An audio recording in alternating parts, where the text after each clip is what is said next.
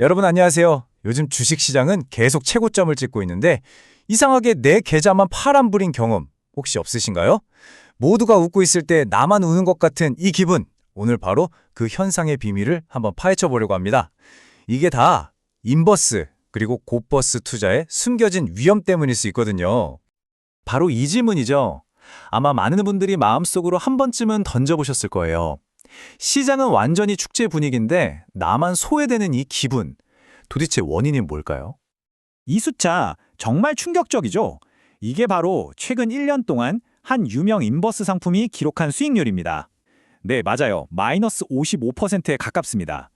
아니, 시장이 이렇게나 좋았는데 어떻게 이런 일이 가능할까요? 자, 그럼 첫 번째 미스터리의 문부터 한번 열어보겠습니다. 모두가 웃을 때 우는 투자자들. 이분들은 대체 어떤 선택을 했던 걸까요? 이게 참 아이러니한 상황인데요. 코스피가 그야말로 축포를 쏘아 올리는 동안에 정말 많은 개인 투자자분들이 정반대의 돈을 걸었다는 겁니다. 시장이 곧 떨어질 거다 이렇게 예측하면서 무려 3,211억 원이 넘는 돈을 곧버스라는 상품 하나에 쏟아 부었죠. 그런데 결과는요? 아시다시피 예상과는 다르게 증시는 계속 올랐고 손실은 눈덩이처럼 불어났습니다.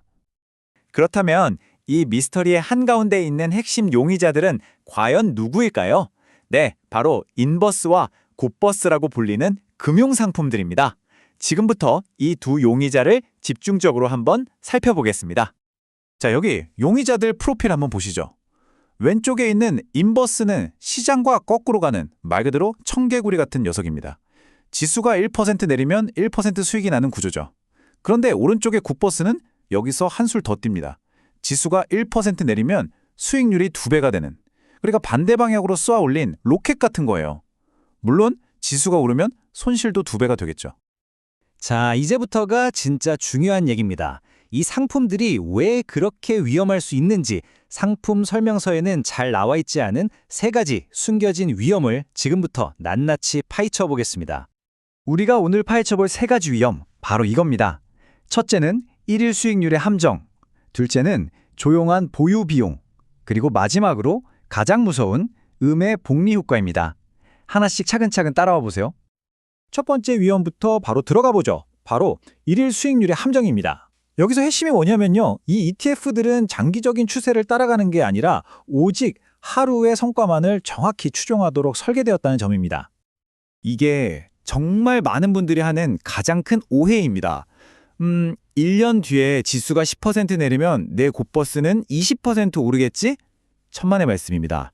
이 상품들은 매일매일 수익률을 리셋, 그러니까 초기화시켜버려요. 그래서 시장이 오르락내리락 하는 동안 장기적인 지수 움직임과 내 계좌의 실제 수익률 사이에는 엄청난 괴리가 생길 수밖에 없습니다. 자, 두 번째 위험입니다. 바로 조용한 보유 비용.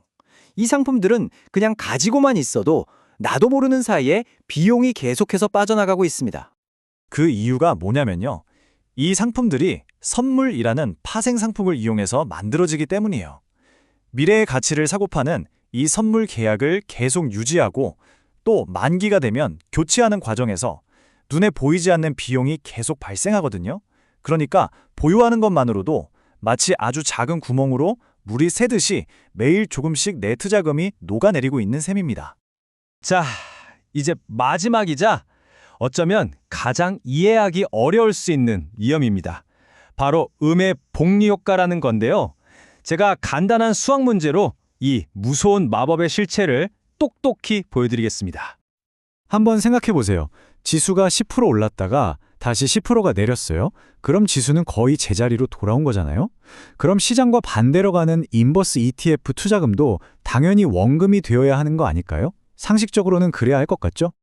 정답은 아니오입니다. 자, 표를 보면서 같이 계산해 볼게요. 100만 원으로 투자를 시작했습니다. 첫날 지수가 10% 올랐어요. 그럼 인버스는 10% 빠져서 내 돈은 90만 원이 됐죠. 자, 둘째 날이 중요합니다. 지수가 10% 내렸으니까 인버스는 10% 올라야겠죠? 그런데 그 기준이 처음 원금 100만 원이 아니라 어제의 잔액인 90만 원이 기준이 됩니다. 90만 원의 10%인 9만 원이 더해지니까 최종 금액은 99만 원. 원금이 아니죠. 놀랍지 않으세요? 지수는 사실상 제자리로 돌아왔는데도 내 계좌에서는 1만 원이 그냥 사라져버렸습니다. 이것이 바로 음의 복리 효과, 다른 말로는 변동성 소멸 효과라는 겁니다. 즉, 시장이 오르든 내리든 상관없이 변동성이 있는 한 내 투자금은 이렇게 매일 조금씩 갉아먹히게 되는 거죠. 자, 그럼 이 모든 분석을 바탕으로 최종 결론을 한번 내려보겠습니다. 이 위험천만한 상품들을 우리 투자자들은 과연 어떻게 대해야 할까요? 이 슬라이드에 있는 4가지는 정말 반드시 기억해 주셨으면 좋겠습니다. 첫째, 이건 장기 투자용 상품이 절대 아닙니다. 단기 예측을 위한 도구일 뿐이에요.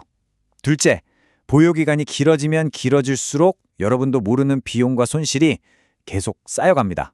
셋째, 이 상품은 매일 수익률이 리셋되는 이 복잡한 구조를 완벽하게 이해하는 전문가들을 위한 것이지 우리 같은 일반 투자자를 위한 게 아닐 수 있다는 겁니다. 그리고 마지막으로 시장이 오르내리는 그 변동성 자체가 내 돈을 녹이는 적이 될 수 있다는 사실 절대로 잊지 마세요. 마지막으로 이 질문을 던지면서 오늘 이야기를 마무리하고 싶습니다. 여러분의 투자는 시장의 단기적인 등락을 맞추려는 예측에 더 가깝나요? 아니면 기업과 경제의 장기적인 가치 상승, 즉 성장에 투자하고 계신가요? 이 질문에 대한 여러분의 답이 앞으로의 투자 방향을 결정하는 아주 중요한 나침반이 되어줄 겁니다.